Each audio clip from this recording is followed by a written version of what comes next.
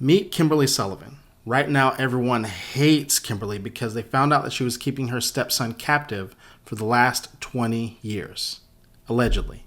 You see, one night there was a house fire at Kimberly's house. When police arrived, the fire department was already there. Kimberly was already out of the house, and the fire department was able to contain the fire to the second floor. But this is where things get interesting. The fire department pulls out a 32-year-old, 5'9", 68-pound man. Quick disclaimer, for the rest of the video, we're going to call that man John, as in John Doe. Police say that John was emaciated, his teeth were rotten, and his hair was matted. Police would later find out that his teeth were so rotten that at times when he would eat, his teeth would fall out. John was having trouble speaking due to smoke inhalation, but John was able to tell police, "I started that fire. I've been trapped in that house my entire life and I wanted my freedom." John said that he had been given just enough food and water to live since the age of 3 and had been locked in a room in the house since the age of 11. Not many people had seen him since he was in the 4th grade. In the beginning, it started out with Kimberly only locking his room at night until she started to discover food missing, wrappers from food that he was stealing, and because they were giving him such little water, he was actually drinking from toilets. Whoa. We're talking about a 32-year-old man here. How did we get to this point? Why didn't anyone notice what was going on? This is his stepmother. Where are his parents at? You see, John had a problem. John's biological mom signed over her parental rights to John's father when he was only 6 months old. John's dad, Craig, married Kimberly Sullivan when John was very young. And don't forget, John says that his early memory of the abuse started from the time he was 3. So in comes this man, John's principal, when he was in kindergarten. The principal says that he remembers John being emaciated from the time that he was in kindergarten. Now keep in mind, this is taking place in Waterbury, Connecticut. It's a very small town. Everyone knows everyone. There's only a few elementary schools. And the structure of the building that he was the principal of was built in the 1800s. The principal says that one day he walked into the bathroom and he remembers seeing John flushing the urinal and putting his mouth underneath where the water comes out. He also said that there was times that he witnessed John at 8 in the morning opening up his lunchbox, and the inside of his lunchbox would be filthy. And the food that was packed inside oftentimes would be old, crusty, and moldy. But John would go into the bathroom 8 in the morning, open up his lunchbox, and start shoving the food in his mouth. So he would go to John and like, "What are you doing? Didn't you eat breakfast?" And John, shoving the food in his mouth, would be like, "No." And the principal would call home, and even though nothing really changed, the behavior would stop. This type of behavior happened all throughout kindergarten. Now we're in 1st grade. In 1st grade, John started to steal other kids' lunches while they were eating it. This is one of John's former classmates who says that she remembers giving John part of her lunch because she felt so bad for him.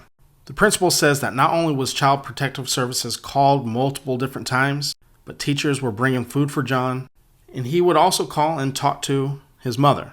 And by mother, I mean Kimberly Sullivan. Not much would change, and John says that whenever Child Protective Services came out, Kimberly would tell him to tell them that everything was fine. Teachers also said that John would tell them that Kimberly would do things like order pizza that everyone could eat, and John would have to sit there and watch.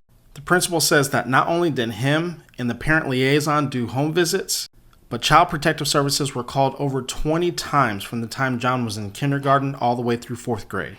And then, all of a sudden, from 4th to 5th grade, John stopped coming to school.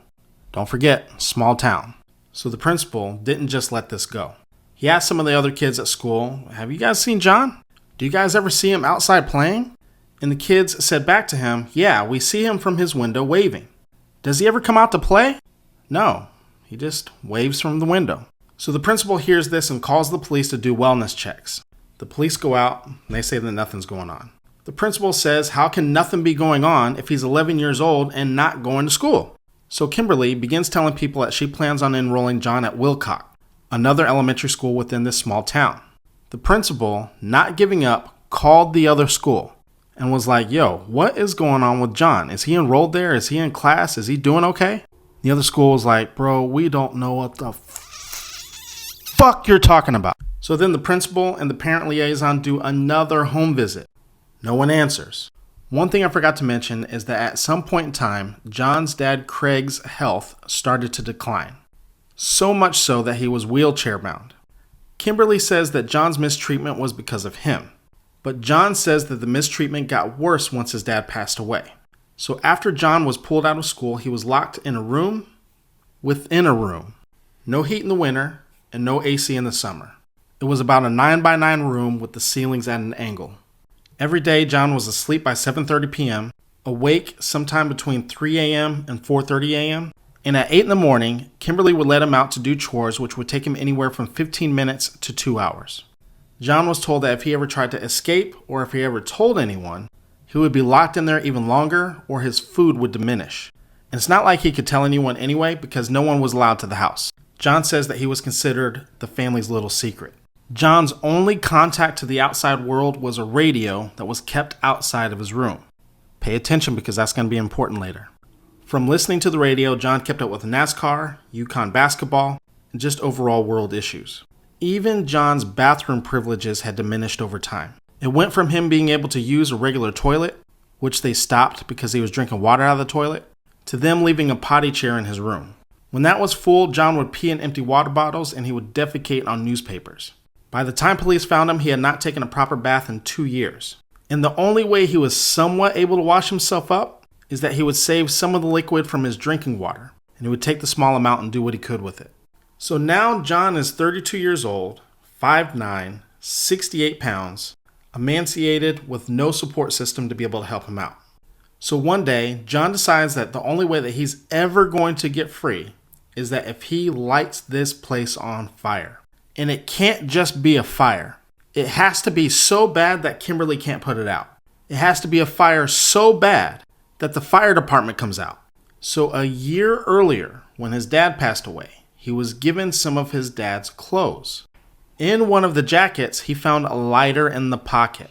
So he took that lighter, some hand sanitizer, and some printer paper, and he lit that bitch up. Kimberly was downstairs watching TV, so he started stomping on the floor yelling fire. When she opened the door, she was like, "What the fuck did you do?" And he said, "The radio malfunctioned." At that point, he was so out of it that he passed out. But Kim made him get up and go to the downstairs bathroom to wash his face. She didn't want the fire department or police to see how dirty he was. This is Kimberly's 911 call. Please hurry, it's 2 Blake Street. There's a fire. Okay. Oh my God, there's a fire. I'm trying to... Ma'am, what's 2 on Blake fire? Street. The TV, I don't know, my son, a stepson, is in his room, and I don't know, he did something with the TV. I was sleeping. I fell asleep. See flames or smoke? Yes, come on, Steph, come on. Okay, can you get... Yes, we need an ambulance, please. Okay. Please, we need an ambulance. Ma'am, all right, you said something's on fire and now you need an ambulance. What's going on there? Yes, his room, the TV in his room. Did he get injured? Is he on fire? Yes, he's injured. Please send the ambulance. Ma'am, I'm going to send the ambulance. I need to know what's going on and why they're going out there. Where is he injured? I don't know. He's kind of, I don't know. He's kind of passed out. He's out of it. Please. Okay, is the fire out, ma'am? No, it's not. Please. I'm trying to. I understand, ma'am. I'm trying to get information on what's going on there. Oh my God, it's like all the power in the house is out. I don't know if it blew a fuse. Okay, ma'am, just get out of the house, okay? When the fire department got there, Kimberly's kids got there at the same time. Kimberly tells her kids, "Go get the screwdrivers and get those locks off the fucking door." At this point, John falls to the ground purposely, waiting for the fire department to come get him. Because he knows if I walk out with Kimberly, I will never see freedom, especially after what I just did. And so this was John's only way out. Kimberly is out on a $300,000 bond. She's expected back in court March 26th. Right now, she's maintaining her innocence. Right now, not only is she blaming John's dad, but she's also saying that she can't force a 32-year-old man to take care of himself.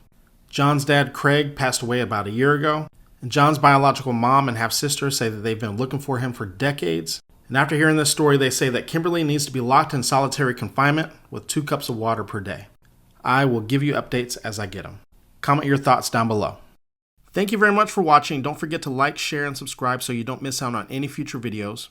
And if you're someone who's struggling with trauma or emotional wounds, I have some free resources linked down in the description down below. I also have an exclusive offer of 15% off your first month of therapy with BetterHelp so you can get the support that you need. If you want to see more storytelling videos like this, you can click the link on the screen, or there's also links down in the description. And with that being said, I'll see you in the next video.